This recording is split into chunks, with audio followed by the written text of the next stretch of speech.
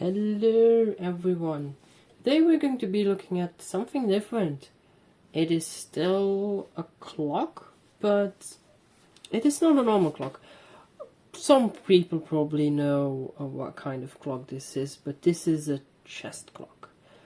And more specifically, this is a UMF Ruhla Gardi chest clock. They were quite famous because they were used in the 60s for a well-known chess tournament. But there was something a bit odd with this one, because normally the earlier versions say UMF Ruhla, like this one, and the later versions just say Ruhla, but this is kind of a mix of both. So I don't really know what is going on. It was probably two clocks that were made into one. But yeah, the thing that's wrong with this clock is that one side works, so this side works, and the other, sometimes it kind of wants to start, like you see it moving a bit. But yeah, there's something wrong with this side. And I'm going to open them soon, and you will see that basically there are just two different movements in there, like two actually rather basic clock movements, and there's just a lever system that stops one movement and starts the other one. So yeah, let's get the screwdriver out and we'll look into it. So here we have the back side of it. So there are two screws, one here, one there.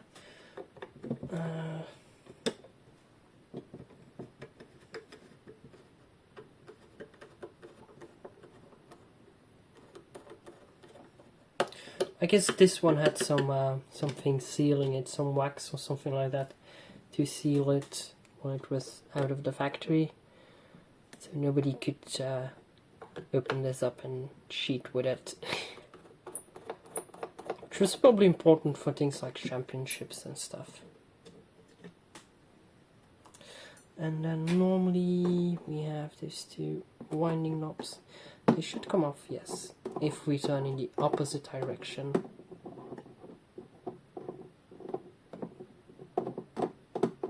Long screw, but it seems they are off.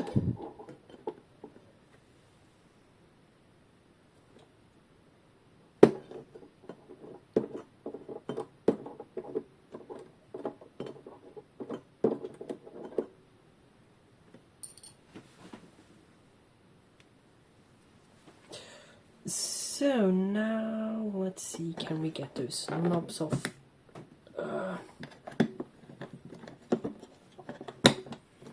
It seems like I'm just pulling up the whole movement.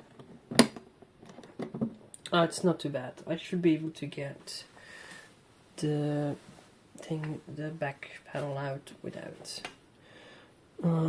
getting those knobs off. Okay.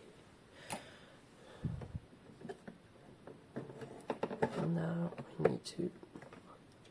There's a bit of a ledge there.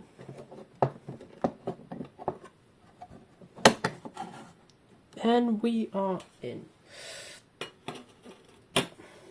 So, as you can see, two very basic movements. And I think I can already spot the problem on the one that isn't working. But that's probably a microscope job to show you. So let's first take a look at the mechanism. So you can't really show them unless I angle it a bit. But you have the two knobs here. And basically there's this lever mechanism, and it just has two like flexible tongues. And the moment they are gone, the movement starts to work because they're just hitting the balance. But what they also do is they kind of give a roll to it. So now this one is blocked and this one is free. Normally this should have been working if this movement wasn't something wrong with, but now if I push this button here, it will go up, but it also gives the balance a bit of movement.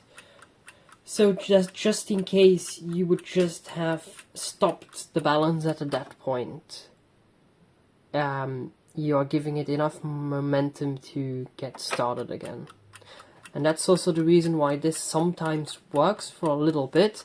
It's broken, but because you can see it moves a little bit, because this rolls against it. It stops it, but when you put it back into action, it rolls a bit.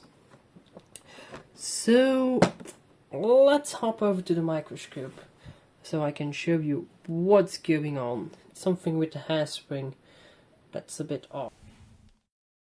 So here we are on the microscope now. I zoomed in on the hairspring, like balance hairspring, and as you can see, it makes a really weird turn. Normally the first winding of the hairspring needs to go through the regulator lever here. And because we have two of them, I can show you the other one.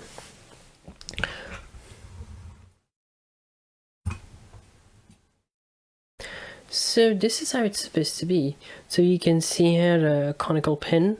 That's where the hairspring is attached to the rest of the clock, and then it goes all the way around. And the first winding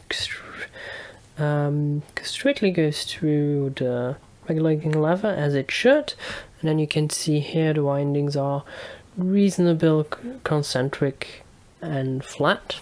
As on this side, however, you can see that the first winding is actually above all the other ones, and then we have a winding that here that goes can I show it? No, I can't show it anymore. It was probably under some tension and now it has jumped. But basically, what I think somebody probably by accident had the conical pin out and didn't really know how to put it back and made this mistake. So I'm going to try to get the conical pin out and get it back under the microscope so I can show you. But I don't know if that's going to work.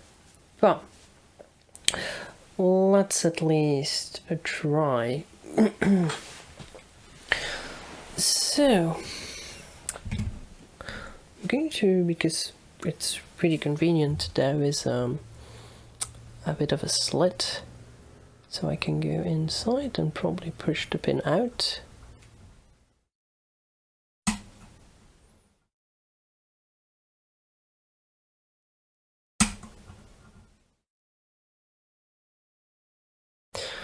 Or just get a pair of pliers. That's also an option. And I'm going to grab those. So, pliers acquired. So let's see what we have there.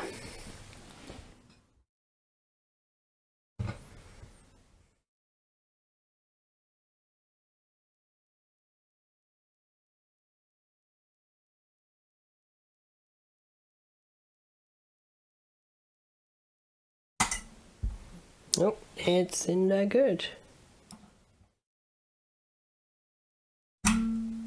Okay, so conical pin is out. Now let's get a pair of tweezers and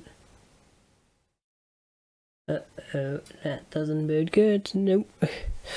So broken hairspring.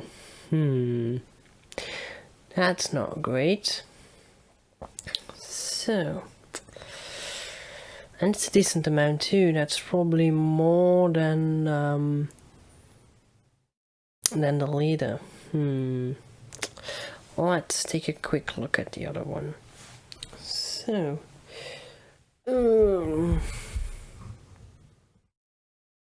how much is there left? Can we see?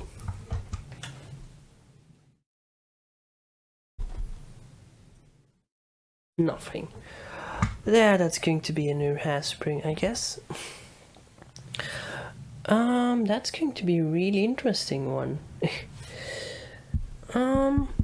Yep. Let's, I'm going to try to match the hairspring, and once I've matched a new hairspring for this one, I'm going to show you the process, how you go about changing out the hairspring. See you in a bit.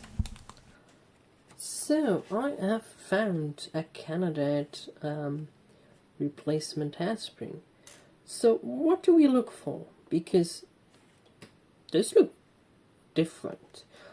Well, first of all, you need to kind of match the general spacing in between the windings, of course, but the most important thing is, because you can tweak the length, you can just shorten it or make it longer.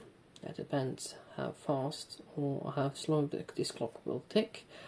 But what's most important is the strength of the hairspring. Because normally, but in this case it isn't done, but on some clocks it is done. There is some fine adjustment to get the center point of gravity actually in the center of the balance, which is important if your clock is mounted like this.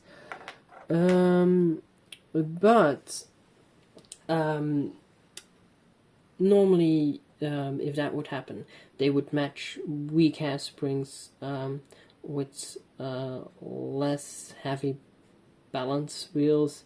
But in this case, and vice versa, but in this case, I guess it is just one type of balance, which is always the same weight, and one type of hairspring, and that hairspring has a certain force to it. Now, there's not really a way to measure that force, but there are some tricks. For example, that's the one I always use to match hairsprings, is to just see how much it extends. So I almost have the hairspring at the end, and you can see how much it sags down. Now I'm going to quickly remove that hairspring.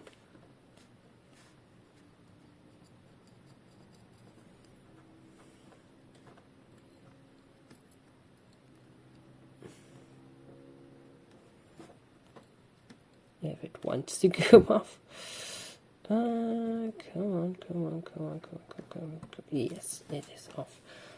Now let me see. Does this one fit, or do I need to... no, it just falls over. I need to be a bit creative. So, if I hang it like this, and because this one is 2 windings shorter, if I hang it like this, trying to get it in the camera,